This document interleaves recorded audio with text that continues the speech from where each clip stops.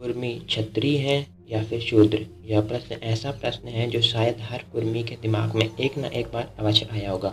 और मैं इस बात की गारंटी लेता हूँ कि अगले 4 मिनट की इस वीडियो में अगर आप यह वीडियो पूरा देख लेते हैं तो फिर आप कभी भी दोबारा यह प्रश्न नहीं पूछेंगे। और अगर आपसे कभी भी कोई ये प्रश्न पूछता है तो आप उसका उत्तर बेहद ही सरलता और स्पष्टता के साथ दे पाएंगे।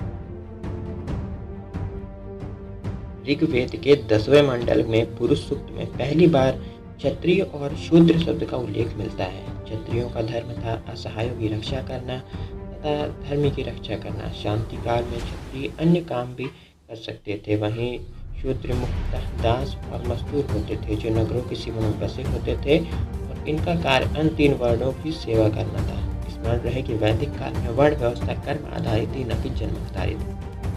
हम बात करते हैं हमारे कुर्मी समाज के बारे में। यह तो बात हम सभी भली भांति जानते हैं कि कुर्मी समाज पूरे भारतीय उपमहाद्वीप में फैला एक महान कृषक समाज है। भारत के हर राज्य में कुर्मियों के पास जनसंख्या से अधिक जमीनें हैं। कृषि और कुर्मी दोनों ही एक दूसरे के पूरक हैं। और तो स्मरण रहे कि यह स्थिति शांति काल की है। देश पर किसी भी तरह का संकट न हो, स्थितियाँ बिल्कुल ही अनुकूल हों। वहीं जब देश पर संकट के बादल गहराए हैं, कुर्मी वीरों ने ही शस्त्र उठाए हैं। जब औरंगजेब आलमगीर जैसे धर्मांध की बादशाह बना, हिंदुओं पर फिर से जजिया कर लगा दिया गया, मंदिरों को गिरा देने का आदेश दे दिया गया। एक साधारण परिवार में जन्मे एक लक्षणी किशोर ने विवश होकर शस्त्र उठाए, अपने दम पर शक्तिशाली मुगल साम्राज्य की को डाली। आगे चलकर यही किशोर छत्रपति की उपाधि धारण करता है और महान मराठा साम्राज्य की नींव रखता है। इसकी सीमाएं दक्षिण में पंजाब लेकर उत्तर में पेशावर तक फैली हुई थी। तो महान विजेता राजेंद्र चोल, जिन्होंने दक्षिण भारत में एक क्षत्रिय राज्य की स्थापना की तथा मलेशिया, श्रीलंका, सुमात्रा जैसे अन्य न जाने कितने देशों पर अपनी विजय पताका लहराई।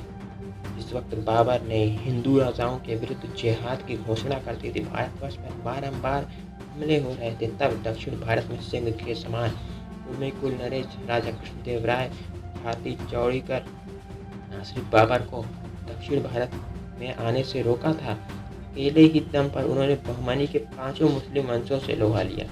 जब अहमद शाह अब्दाली भारत भूमि की संपदा का अपहरण करने के लिए अफगानिस्तान से निकला था तो पानीपत में जिस जाति का सबसे अधिक खून बहाया था, कुर्मी ही थे।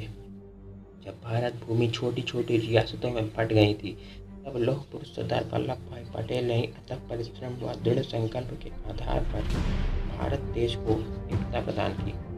जिस जाति में वीर मराठा छत्रपति शिवाजी महाराज, महान विजेता महाराज राजेंद्र चोल, अमर बलिदानी छत्रपति संभाजी महाराज, राजा कृष्णदेव राय, महाराज महादजी सिंधिया, रघुजी भोसले, वीर योद्धा धनाजी यादव, नेताजी घोरपड़े, परम प्रतापी दत्ताजी सिंधिया, महान सम्राट राजराज चोलम, दानवीर सम्राट राजा हर्षवर्धन जैसे अनेकों महान महापुरुषों ने जन्म लिया। उस जाति का वर्ण क्या होगा? वीरता का परीक्षण शांति काल में नहीं अपितु युद्ध काल में होता है। तलवारों की शान महलों में नहीं रणभूमि में होती है। और अगर आप भारतीय ग्रंथों में लिखी हुई क्षत्रिय की परिभाषा में विश्वास रखते हैं तो मुझे पूरा विश्वास है कि आपको सदा के लिए अपने इस प्रश्न का उत्तर मिल चुका है।